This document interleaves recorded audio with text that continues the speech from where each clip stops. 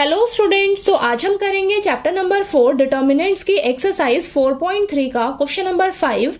हमें दिया है if determinant is equal to this and A I J is cofactors of A I J then value of determinant is given by.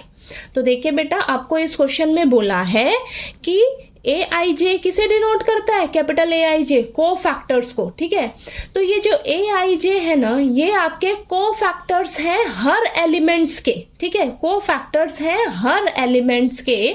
तो आपका determinant का value क्या होगा, determinant की वैल्यू क्या होगी बेटा?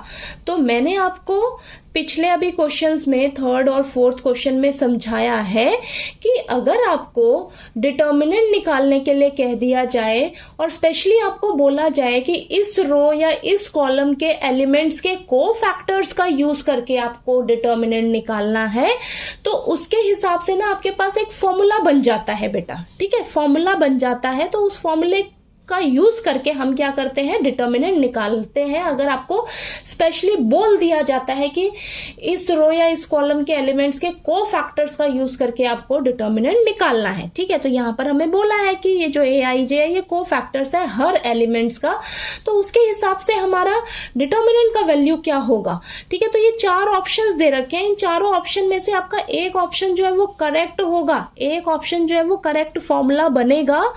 उस फॉर्मूले को यूज करके हम यहां से डिटर्मिनेंट की वैल्यू निकाल सकते हैं। ठीक है, अब इन चारों ऑप्शन में देखिए आप पजल हो जाओगे। पजल तो बिल्कुल नहीं होना आपको कि कौन सा फॉर्मूला बनेगा आपका डिटर्मिनेंट निकालने के लिए। ठीक है, तो मैं आपको एक एग्जांपल देती हूं, एक एग्जाम्पल बताती हूँ, तब मुझे बताना आप यहाँ पर कि कौन सा आपका ऑप्शन जो है वो करेक्ट होगा। तो मैं आपको एग्जाम्पल क्या दे रही हूँ, यूजिंग, मैं सोच रही हूँ कि ना मैं फर्स्ट रो के एलिमेंट्स के को फैक्टर्स का यूज करके आपको फॉर्मूला बताऊं। ठीक है, तो using cofactors of elements of first row. ठीक है, तो फर्स्ट रो के एलिमेंट्स के को फैक्टर्स का यूज करके हमारे पास डिटर्मिनेंट की वैल्यू कैसे निकलेगी, क्या फॉर्मूला बनेगा। देखिए फर्स्ट रो, देखिए फर्स्ट रो ये है ना आपकी, ये फर्स्ट रो होगी बेटा। ठीक है, तो इसके हिसाब से क्या फॉर्मूला बनेगा, A11। फॉर्मूला कैसे बनाते हैं, आपने क्या करना है, एलिमेंट को ना जिस भी रो या जिस भी कॉलम के एलिमेंट्स के को फैक्टर्स का यूज करके आपको डिटर्मिनेंट निकालना है ना, तो उस रो को या उस कॉलम को उसी के को फैक्टर से आपने मल्टीप्लाई कर देना है, उसी के को फैक्टर से। ये चीज याद रखना। ओके, तो यहां पर देखिए A11 है, तो इसी का को फैक्टर A11 प्लस, बीच में प्लस का साइन। ठीक है, तो देखिए नेक्स्ट फर्स्ट रो में नेक्स्ट एलिमेंट क्या है, A12। ठीक है, तो इसी का को फैक्टर A12 प्लस नेक्स्ट क्या है, A13 एलिमेंट, इसी का को फैक्टर तो A13। तो ये फॉर्मूला बना है आपके पास। ठीक है, तो ये मैंने एग्जांपल लिया है।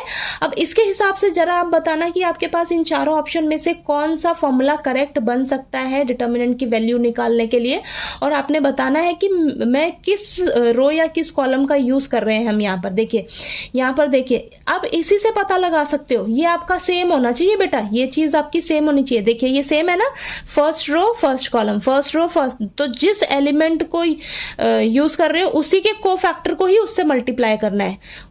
ये देखिए ये एलिमेंट उसी का को फैक्टर, ये एलिमेंट उसी का को फैक्टर। ओके, तो ये आपका देखिए सेम है। देखिए जरा यहाँ पर सेम है, नहीं ये तो आपका बिल्कुल गलत है। ये 1 1, ये 1 1, ये 1 2, ये 2 1 हो गया, ये 1 3, ये 3 1 हो गया, ये भी गलत है।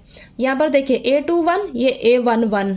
ठीक है, A22, A12, ये तो बिल्कुल, ये भी गलत हो गया। अब लास्ट देखते हैं डी ऑप्शन, A11, हाँ इसी का को फैक्टर A11 है। A21 इसी का को फैक्टर A21 है। नेक्स्ट A31 इसी का को फैक्टर A31 है। ठीक है, पता लगा ना आपको। और मैं यहाँ से क्या समझ रही हूँ, यहाँ से मेरा क्या यूज किया गया होगा, कौन सा, देखिए यहाँ पर A11, A11, A21, A31, तो मेरे को यहाँ पर क्या यूज किया गया है, कौन सा रो और कौन सा कॉलम यूज किया गया है यहाँ पर देखिए कॉलम 1 यूज किया गया है बेटा, कॉलम 1। ठीक है, फर्स्ट कॉलम यूज किया गया है।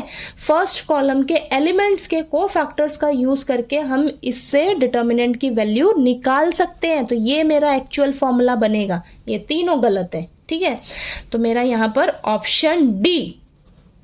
ऑप्शन डी जो है इज करेक्ट। ओके, समझ आया ना आपको? Option D is correct.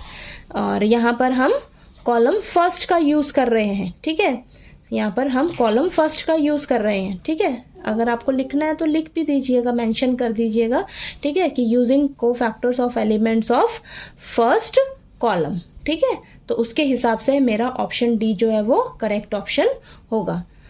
यहाँ पर लिख देते हैं, while in this we are using cofactors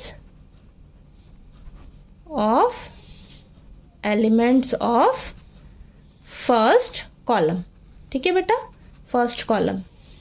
तो उसके हिसाब से मेरा ये ऑप्शन डी जो है वो करेक्ट ऑप्शन होगा, ठीक है। ठीक, समझ आया? ये आपका फॉर्मूला बनेगा, ठीक। तो देखिए आपको ये क्वेश्चन नंबर 5 जो है वो अच्छे से क्लियर हो गया, क्या बोला गया था इस क्वेश्चन में, ठीक है। तो चलिए आपको इस एक्सरसाइज के सारे क्वेश्चंस अच्छे से समझ आ गए होंगे, ठीक है। कोई भी डाउट आया आपको किसी भी क्वेश्चन में तो प्लीज़ आप पूछ लीजिएगा। और अगर आपको मेरा पढ़ाया हुआ अच्छा लगे तो प्लीज़ वीडियो को लाइक कीजिएगा, शेयर कीजिएगा और ज़्यादा से ज़्यादा सब्सक्राइब कीजिएगा चैनल को। Thank you so much.